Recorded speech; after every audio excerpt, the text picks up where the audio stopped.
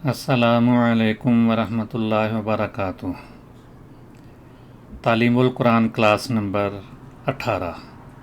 आज की क्लास में हम सूरतुल बकरा से आगाज़ करेंगे।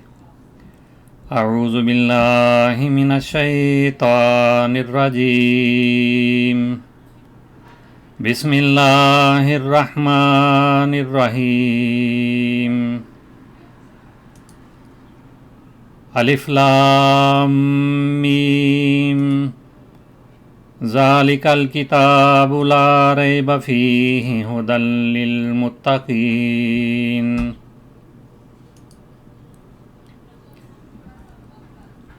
सूरत फातिहा की क्लासेस में हम बिस्मिल्लाहिर्रहमानिर्रहीम का तर्जमा पढ़ चुके हैं। तावुज़ और बिस्मिल्लाह दोनों का तर्जमा और बुनियादी ग्रामर भी हमने सीख ली है। अब उस तफसील से तो नहीं, लेकिन बहरहाल ग्रामर का हिस्सा भी हमारी क्लासेस में शामिल रहेगा और लुगत का भी। लेकिन जूँ हम आगे बढ़ेंगे उस तफसील को हम इंशाअल्लाह ताला कम करते जाएंगे। आज की क्लास में कुछ दोहराई भी होगी और बाज़ बातें नई भी इंशाअल्लाह ताला साथ साथ जारी रहेंगी। तो आगाज़ होता है बिस्मिल्लाहिर्रहमानिर्रहीम के तर्जमे से। बिस्मिल्लाहिर्रहमानिर्रहीम, बे साथ इस्म नाम अल्लाह अल्लाह के। बिस्मिल्लाह अल्लाह के नाम के साथ, साथ नाम अल्लाह के या अल्लाह के नाम के साथ।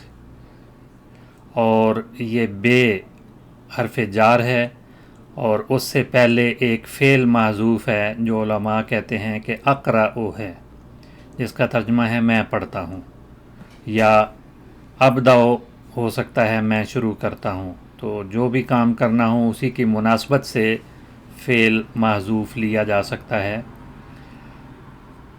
और उसको मिलाकर तर्जमा वाज़े होता है। और ना भी बोलें तो समझा जाता है कि ये यहाँ पर फ़ेल महज़ूफ़ है और उसका तर्जमा मफ़हूम में शामिल है।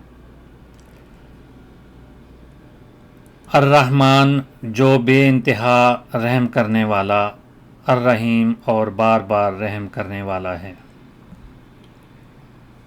तो ग्रामर के लिहाज से इस जुमले की तरकीब पहले वजाहत हो चुकी है, लेकिन दोहराई भी साथ हम इंशाअल्लाह करेंगे ताकि अच्छी तरह ये तमाम बातें ज़हन नशीन हो जाएं और जूँ हम आगे बढ़ें तो ये सारी बातें जो हैं हमारी समझ में आ जाएं। अक़रअ जो फ़ेल माज़ूफ़ हमने यहाँ मुराद लिया है, जिसका तर्जुमा है मैं पढ़ता हूँ, ये फ़ेल मुज़ारे है। फ़ेल की 3 किस्में आम तौर पे बयान होती हैं, या अगर अमर के साथ नहीं को शामिल कर लिया जाए तो 4 किस्में बन जाती हैं। तो फ़ेल मुज़ारे में हाल और मुस्तक़बिल होता है और फ़ेल माजी में माजी का ज़माना मुराद होता है। अक़रअ मैं पढ़ता हूँ, ये फ़ेल मुज़ारे है और फ़ेल के भी एराब होते हैं, उस लिहाज से ये फ़ेल मरफ़ू है। तो यहाँ 2 लाइनों में इसलिए वजाहत की गई है कि पहली लाइन में ग्रामर के जो 2 हिस्से हैं उसका सर्फ़ वाला हिस्सा बयान हो रहा है और दूसरी लाइन में नहव वाला हिस्सा बयान हो रहा है।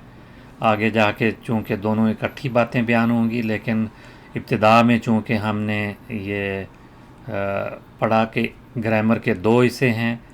सर्फ़ में लफ्ज़ की बनावट के लिहाज से देखा जाता है कि ये कौन सा सीगा है, और नहव में देखा जाता है कि जुमले में जो इस्तेमाल है अल्फाज का, कलिमात का, उनकी तरकीब क्या बनती है और उस लिहाज से उनके एराब क्या बनते हैं। तो फ़ेल मुज़ारे जो है उसके एराब रफ़ा के हैं, इसलिए ये फ़ेल मरफ़ू कहलाएगा।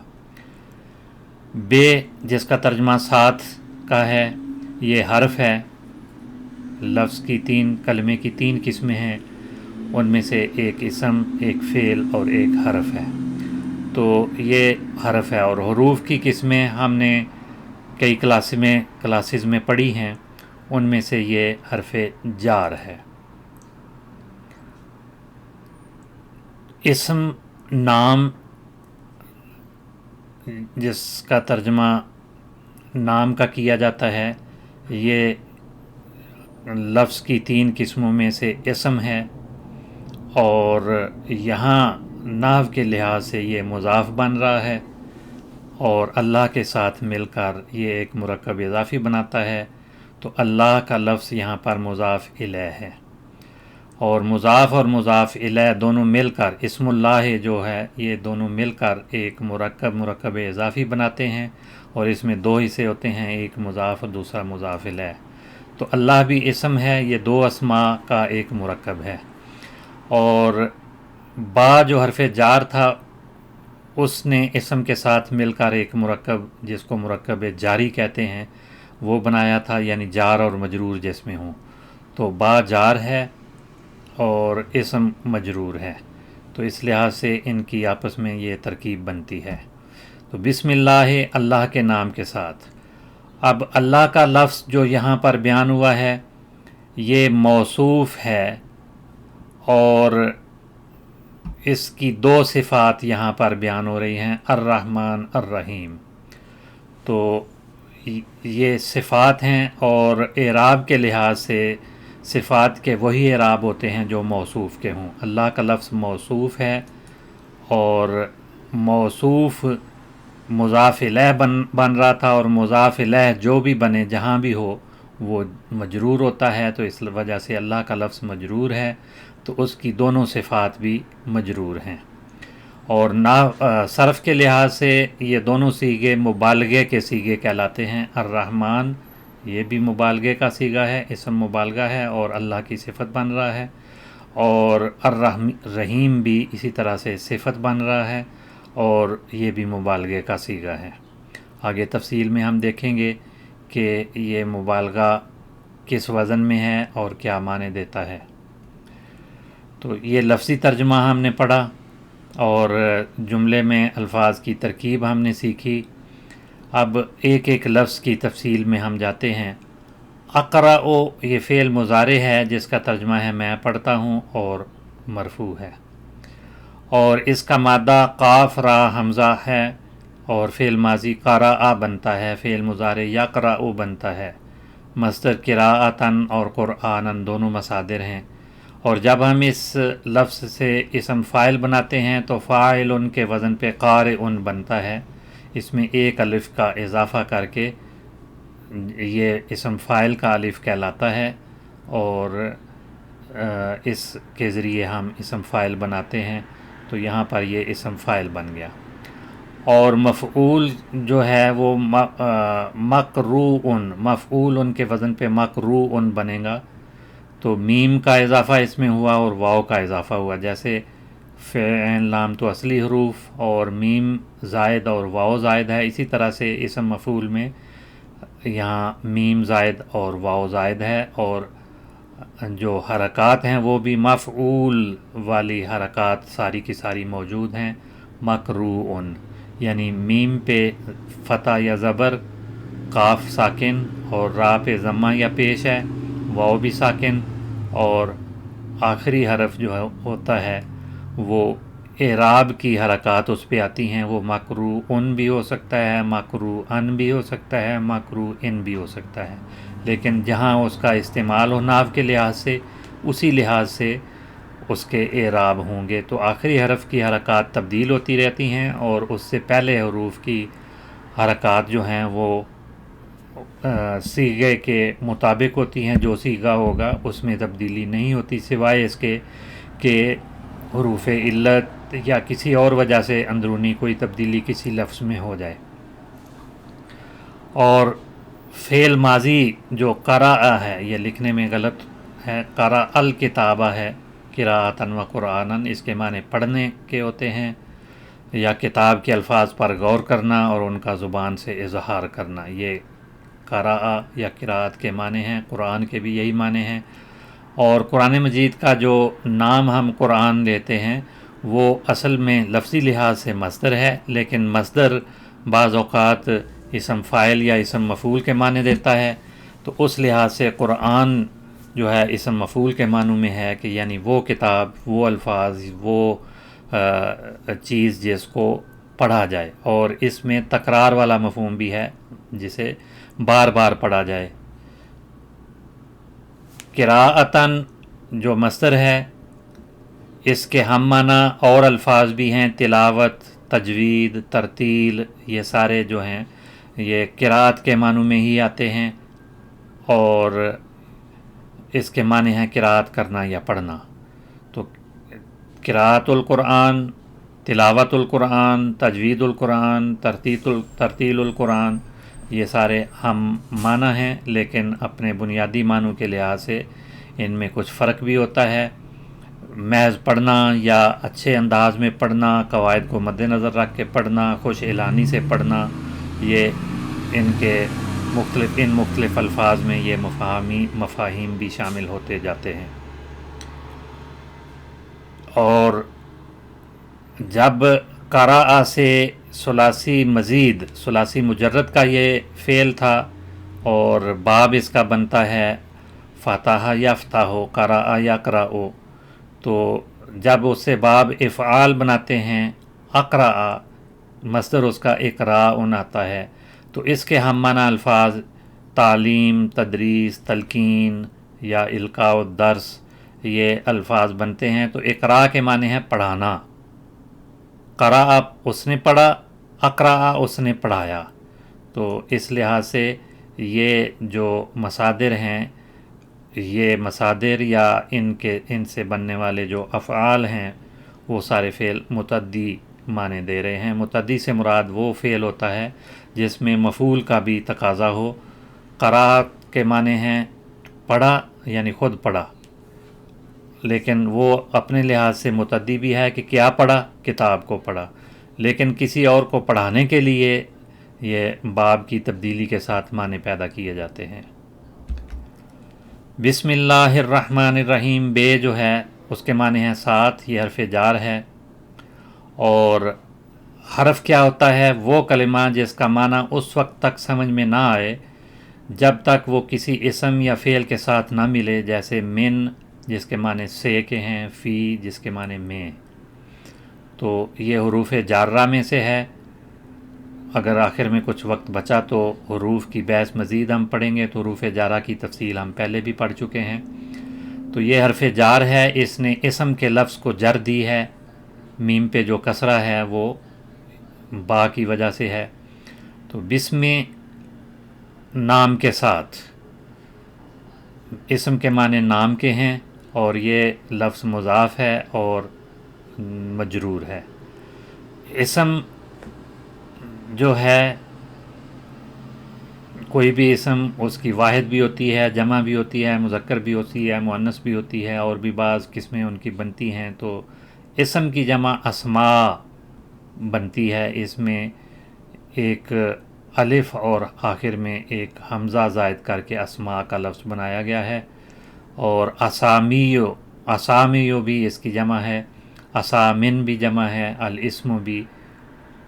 الاسم جو ہے اس کے معنی ہوتے ہیں کوئی نام یا عنوان یا شہرت کے لیے بھی اسم کا لفظ بولا جاتا ہے، لیکن گرامر کے لحاظ سے یا نحویوں کے نزدیک اسم سے مراد وہ کلمہ ہے جو اپنے معنی دینے میں دوسرے لفظ کا محتاج نہ ہو۔ جیسے حرف جار ہے، وہ تو کسی اور کا محتاج ہے، لیکن اسم اپنی ذات میں معنی دیتا ہے، کسی اور لفظ کا محتاج نہیں ہے۔ اور فعل میں تو کوئی نہ کوئی زمانہ ہوتا ہے، لیکن اسم میں 3 زمانوں میں سے کوئی ایک زمانہ نہ پایا جائے، یعنی کوئی بھی زمانہ نہ ہو تو وہ اسم ہوتا ہے، جیسے رجل، فرس۔ اور جب کہا جائے الاسم الاعظم تو اس سے اللہ تعالیٰ کا وہ نام جو اس کا ذاتی نام ہے، اور باقی جو نام ہیں وہ صفاتی نام ہوتے ہیں۔ تو تمام صفات کے مفہوم پر جو مشتمل یا حاوی اسم ہو وہ اسم اعظم کہلائے گا، اور وہ اللہ کا لفظ ہے۔ اللہ کا لفظ اپنی ذات میں یہ بھی ایک اسم ہے، اور مضاف الیہ بن رہا ہے، اسم کا لفظ مضاف تھا اور یہ مضاف الیہ دونوں مل کر ایک مرکب بناتے ہیں، اور مضاف الیہ بھی مجرور ہوتا ہے، اس وجہ سے یہ مجرور ہے، اور اپنے بعد والے اسم الرحمن اور الرحیم کے ساتھ مل کر ایک مرکب توصیفی بناتا ہے، تو اس لحاظ سے یہ موصوف ہے، اور الرحمن بھی صفت ہے اور الرحیم بھی اس کی صفت ہے، دو صفات یہاں پر بیان ہو رہی ہیں۔ تو اللہ کا لفظ جو ہے وہ اپنی بناوٹ کے لحاظ سے اس میں جامد کہلاتا ہے۔ اس میں جامد وہ اسم ہوتا ہے جو کسی اور لفظ سے نہ بنا ہو، نہ اس سے اور الفاظ بنے، تو جو اصل ہے وہ یہی ہے کہ یہ اس میں جامد ہے، لیکن بعض اسے مشتق بھی مانتے ہیں۔ تو اللہ سے مراد، اللہ کے لفظ سے مراد اللہ تعالیٰ کا وہ نام ہے جو خدا تعالیٰ کا ذاتی نام ہے، ذاتی اسم ہے، اور تمام جمیع صفات کا مستجمع ہے، یعنی ساری صفات اس نام کے اندر شامل ہیں، اور ذات واجب الوجود کو اللہ کہا جاتا ہے، اور کہتے ہیں کہ یہی اسم اعظم ہے۔ تو بعض لوگ بعض علماء جو اسے اسم مشتق قرار دیتے ہیں، وہ کہتے ہیں کہ اس کی اصل الہٌ تھی، الہ معبود کو کہتے ہیں، اور الہٌ پر جب الف لام جو تعریف کا الف لام ہے وہ شامل کریں تو الالہ بنتا ہے، تو اس سے حمزے کو حذف کر کے دونوں لاموں کو ادغام کر دیا گیا تو اللہ کا لفظ بن گیا۔ پہلے بھی ہم یہ تفصیل پڑھ چکے ہیں، بہرحال خلاصہ دوبارہ میں نے عرض کر دیا ہے۔ اللہ یہاں پر موصوف ہے، اور الرحمن اس کی صفت ہے جس کے معنی ہیں جو بے انتہا رحم کرنے والا ہے، تو اسم صفت یہ مبالغے کا صیغہ ہے، اور اللہ کی صفت ہونے کی وجہ سے یہ مجرور ہے۔ اسی طرح سے الرحیم کا لفظ بھی یہاں پر اسم مشتق کے طور پہ آیا ہے، اور صفت بن رہا ہے، اور مبالغے کا صیغہ ہے، اور یہ بھی صفت مجرور ہے۔ الرحمن کے معنی کیے گئے ہیں جو بے انتہا رحم کرنے والا ہے، اور الرحیم کے معنی ہیں بار بار رحم کرنے والا۔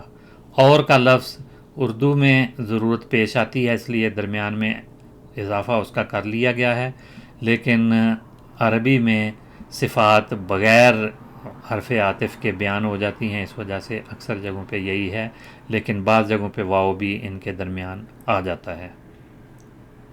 الرحمن اور الرحیم دونوں کے اپنے وزن یا شکل کے لحاظ سے تھوڑے سے معنی مختلف ہیں، لیکن رحم والے معنی دونوں میں بنیادی ہیں، اور اس لحاظ سے دونوں کا اکٹھا ہم لغت کی بحث اکٹھی پڑھیں گے۔ ان دونوں کا مادہ راہا میم ہے، راہمہ یرحمو، فعل ماضی راہمہ بنتا ہے، فعل مضارع یرحمو، اس کا باب عالمہ یا علمو کہلاتا ہے، اور مصدر اس کا رحمتاً، رحمن، مرحمتاً، یہ مختلف مصادر آتے ہیں۔ اسم فاعل بنائیں تو راحم کا لفظ بنتا ہے، اور اسم مفعول بنائیں تو مرحوم بنتا ہے، اور اسی سے جو باقی صیغے مبالغے کے بنتے ہیں تو وہ ایک رحمان کا صیغہ بھی بنتا ہے، رحیم کا صیغہ بھی، یہ دونوں بنیادی طور پہ تو راحم کے معنی دیتے ہیں، جس کے معنی ہیں رحم کرنے والا، ترس کھانے والا، لیکن جب مبالغے کا صیغہ ہو تو پھر معنوں میں بھی مبالغہ آتا ہے، بے انتہا رحم کرنے والا، رحمان کے معنی ہیں بے انتہا رحم کرنے والا، اور الرحیم کے معنی ہیں بار بار رحم کرنے والا، اور یہ دونوں جو ہیں مبالغے کے صیغے ہیں، مبالغے کا معنی ان میں پایا جاتا ہے، اور رحم کا بنیادی معنی ان میں موجود ہے۔ ان کے ساتھ الف لام جو لگا ہوا ہے، یہ الف لام تعریف کا کہلاتا ہے، یعنی معرفہ بنانے والا الف لام، بعض اوقات صرف لام تعریف کہہ دیا جاتا ہے، اور عام پہچان کے لیے ہم الف لام کہتے ہیں۔ لکھنے میں یہ دونوں ہمیشہ لکھے جاتے ہیں، لیکن بعض اوقات یہ الف جو ہے پڑھا جاتا ہے، بعض اوقات نہیں پڑھا جاتا۔ لیکن یہ لام جو ہے یہ حروف شمسی، حروف تہجی کی ہم نے دو قسمیں پڑھی تھیں۔ جب یہ حروف شمسی پر داخل ہو تو لام پڑھا نہیں جاتا، بلکہ ان حروف کی شکل اختیار کر کے اس میں مدغم ہو جاتا ہے. تو الرحمن پڑھنے کی بجائے اس کو الرحمن پڑھا جائے گا. حروف قمری ہوں تو پھر ال پڑھا جاتا ہے، لام پڑھا جاتا ہے، اور قمری حرف کا اس میں ادغام نہیں ہوتا. تو یہ مختلف صورتیں اس کی جو ہیں وہ ہر جگہ کے استعمال کے لحاظ سے ہوں گی. یہ دونوں جو الفاظ ہیں اسماء ہیں، اسماء کی قسموں میں سے اسماء مشتقہ اور مبالغے کے صیغے ہیں، اور ان کا مادہ را ہا میم ہے. فعل ماضی راحمہ اور فعل مضارع یرحم بنتا ہے. اور جب کہتے ہیں راحمہ فلانن تو کسی پر مہربان ہونے کے معنی ہوتے ہیں، شفقت کرنا، ترس کھانا، رحم کرنا، اور بعض اوقات معاف کرنا اور مغفرت کرنا، ان معنوں میں بھی یہ لفظ استعمال ہوتا ہے. رحمان کا لفظ جو مبالغے کا صیغہ ہے اس کے معنی ہیں بڑا مہربان، زبردست، رحمت والا. اور یہ لفظ صرف اللہ تعالیٰ کی صفت کے طور پہ، اس کے خاص وصف کے طور پہ استعمال ہوتا ہے. غیر اللہ کے لیے یہ وصف جائز نہیں ہے، اور اللہ تعالیٰ کے اسماء حسنیٰ میں سے ہے. اور اس لفظ میں رحیم کی نسبت زیادہ مبالغہ ہے. بعض علماء کہتے ہیں کہ رحیم میں وہ رحمت ملحوظ ہے جو آخرت میں ہوگی اور صرف مومنوں کے لیے ہوگی، اور رحمان میں وہ رحمت ملحوظ ہے جو دنیا میں بھی ہوگی، اور سب مسلم اور سب کافر اس رحمت سے حصہ پائیں گے. سب کے لیے یہ رحمت عام ہے جو رحمان میں ہے. تو اس لحاظ سے اپنے دائرہ کار کے لحاظ سے بھی اور اپنے عمل کے اللہ تعالیٰ کی صفت کے لحاظ سے بھی رحمان کا لفظ زیادہ وسیع ہے، رحیم اس کی نسبت محدود ہے، لیکن اپنی ذات میں دونوں میں مبالغہ ہے. رحیم جس کی جمع رحما آتی ہے، ہا کی زبر یا فتح کے ساتھ ہی آتا ہے، رحما نہیں آتا. یہ فعلا کا وزن ہے، رحما. علماء کہنا غلط ہے، علماء ہے. اسی طرح سے بعض طلباء کہتے ہیں جو درست نہیں ہے، طلباء لام کی زبر کے ساتھ پڑھا جائے گا. تو ہا کی زبر کے ساتھ رحما رحیم کی جمع ہے، بہت رحم والا. رحیم کے معنی ہیں بہت رحم والا یا بار بار رحم کرنے والا، مشفق اور مہربان. اور اس میں باری تعالیٰ ہے، اللہ تعالیٰ کا نام ہے، اور اس کے معنی خصوصی رحمت والا جو مومنوں پر آخرت میں ہوگی. اور بعض اوقات یہ ابھی تو معنی ہم نے اسم فاعل والے کیے ہیں، مبالغے کے صیغے اسم فاعل کے معنی بھی دیتے ہیں، اسم مفعول کے معنی بھی دیتے ہیں. اب ہر لفظ جو ہے اس کا استعمال جہاں ہو اسی لحاظ سے. تو اسی وزن پہ اگر قتیل کہا جائے تو وہ مقتول کے معنوں میں، اسم مفعول کے معنوں میں ہے. اور رحیم کا لفظ ابھی تک جو ہم نے پڑھا ہے اسم فاعل کے معنی دینے والا یہ اسم ہے مبالغے کے ساتھ، لیکن اسم مفعول کے معنی بھی بعض اوقات دیتا ہے، رحم کیا ہوا بھی اس کے معنی ہو سکتے ہیں. تو آج کی کلاس ہم اسی پہ اس لحاظ سے ختم کرتے ہیں، جو ہم ترجمہ پڑھ رہے ہیں اس کا اختتام یہیں پر ہوتا ہے. اب کچھ باتیں ہم گرامر کی پڑھیں گے.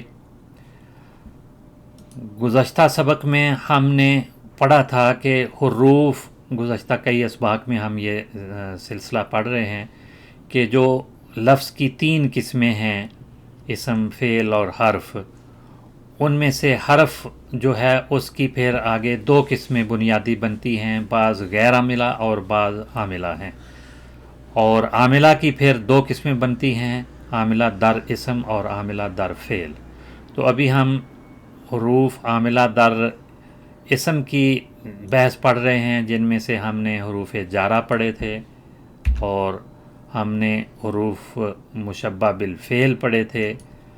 اور آج ہم پڑھیں گے کہ حروف میں سے ایک حرف لا ہے جو لائے نفی جنس کہلاتا ہے، اور یہ بھی حروف مشبہ بالفعل کے مشابہ ہے، لیکن اسم پر داخل ہو تو اس میں تبدیلی کرتا ہے. لا کو جب رجل ظریف کے ساتھ شامل کریں گے لا، تو لا رجل ظریف، تو یہ لا نفی جنس بن جائے گا. اس میں رجل جو ہے وہ لا کا اسم بنے گا اور ظریف اس کی خبر بنے گی.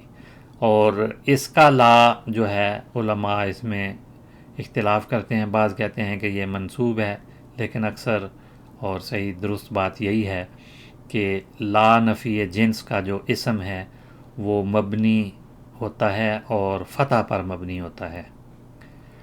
پھر ایک حرف استثناء ہے الا، حرف استثناء الا کے ذریعے ایک مجموعے میں سے کسی ایک کو یا چند چیزوں کو الگ بیان کیا جاتا ہے تو درمیان میں الا آتا ہے.